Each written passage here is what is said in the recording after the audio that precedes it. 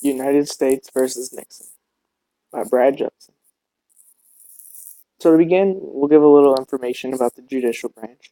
So the judicial branch is in charge of interpreting laws of the Constitution. The judicial branch of the United States is made up of courts, such as the Supreme Court or smaller courts like circuit courts, like we have in Woodstock, or we have bigger courts like in Rockford or Chicago land area. These courts have the right and the power to decide whether a law or act is constitutional. That is directly from our website, library.edu. The judicial branch of the United States government was established by Article 3 of the U.S. Constitution. This judicial branch is determined by the U.S. Congress and the U.S. President.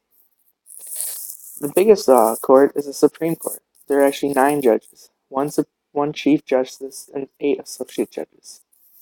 Throughout history, there's been 102 associate judges. That comes directly from our website, supremecourt.gov. So, as the judicial branch, they have many roles and purposes.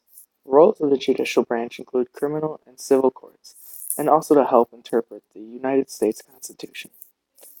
So in the criminal and civil courts, they establish what is criminal or if it follows the Constitution or not. They are responsible for the local, state, and federal governments and interpreting the laws passed by the legislative branch and enforced by the executive branch. The purpose of the judicial branch is the Supreme Court. The most important part of the judicial branch is the Supreme Court. Many of the things they include is interpreting state laws, settling legal disputes, punishing violators of the law. They hear civil cases, protect individual rights granted by the state constitution. They determine if they are guilty or innocent of any of those accused of violating laws of the state. So, the Supreme Court justices. There's no requirements to be a Supreme Court justice, but many of them have backgrounds being a judge in other circuit courts or other courts. But as soon as you become a Supreme Court justice, you must serve for life. To become a Supreme Court justice, according to Article 2 of the United States Constitution, the President of the United States is to nominate you, and the Senate confer a nation to appoint you to be a justice for the Supreme Court.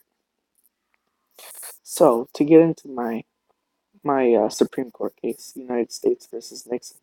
This happened in 1974. So the main question of this case is whether the President of the United States has privileges to place him above the law. Is the President's right to safeguard certain information using an executive privileges, confidential power, entirely immune from judicial review? That comes from our website.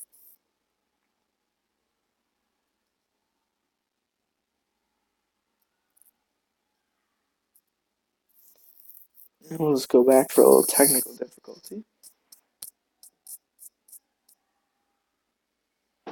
So, who was involved in this case was President Nixon and the United States and a couple of his appellate judges. And the crime that was being committed. So, 5 burglars broke into the Democratic headquarters in Washington, D.C. This was known as the Watergate scandal. So, the Watergate scandal began in the early morning of June 17, 1972, when several burglars were arrested in the office of the Democratic National Committee, located in Watergate complex of buildings in Washington, D.C. This was no ordinary robbery. The prowlers were connected to President Richard Nixon's re-election campaign, and they had been caught wiretapping phones and stealing documents. This comes from our website, history.com. So in 1973, President Nixon fired Cox, who was charged with investigating the break-in. This made Nixon appoint a new prosecutor, Leon Jaworski. Jaworski ordered Nixon to release certain tapes and papers from scientific meetings. Those tapes and conversations were believed to contain damaging evidence involving the men and the president himself. But Nixon refused to turn over the tapes to Congress, claiming that the tapes were covered by executive privilege. He claimed that the president had the right to privilege communication that could be now looked at by any other branch of the government. The district court ruled against Nixon, and this president quickly reached the Supreme Court. This was argued on July 8, 1974, and decided July 24, 1974, while at the Supreme Court. So the culture during this time.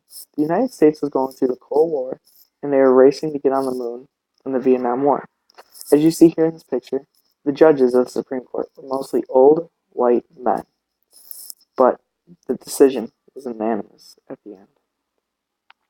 So in July 1974, the Supreme Court decided that Nixon must hand over the tapes.